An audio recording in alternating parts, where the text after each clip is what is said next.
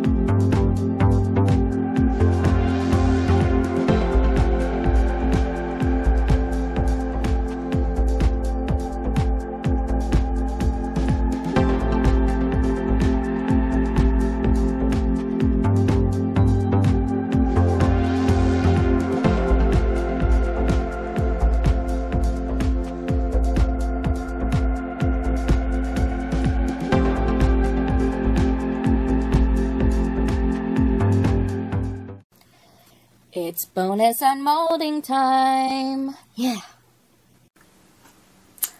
Bonus unmolding. I don't even know if this is going to make it into the video, so, you know, we shall see. But, I have this little gem mold that I use every once in a while if I have leftover resin to make a whole bunch of gems. I don't know what I'm planning to do with all of these. I have an entire box sitting over there that's just full of them. The only thing with these is they were poured in a hasty fashion and there's a lot of flashing around them, which is why I've been like slowly picking it off this morning. But anyway, the ones without flashing look like that. So they just look like little stones, and they're all the same. And I want to say that you get 60 in each mold, and this mold set comes with 2 molds. But you can see what I mean by flashing. There's just a little extra resin right there, but it comes off really easily, you know. So anyway, so I'm not going to bother y'all with that. But here's another one, again, poured very hastily. And then I was like, well, I was already doing some Petri stuff, so I was like, let me just pop some white in here and see what that does, because I'd never really done just plain old white in a Petri pour before. So, you know, I'm not expecting this to look good or anything.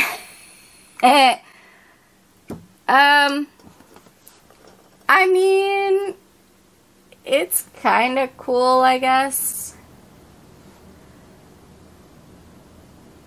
Kind of looks like a planet or something. I don't know. Anyway, those are my bonus unmoldings. I haven't had a lot of extra resin lately because I've been actually taking my time and trying to figure out how much resin I need. So, this is what you got from me today. So I hope you enjoyed this bonus unmolding. Alright, friends. It's nicely cured. Did it turn out exactly how I was planning? No. Not at all.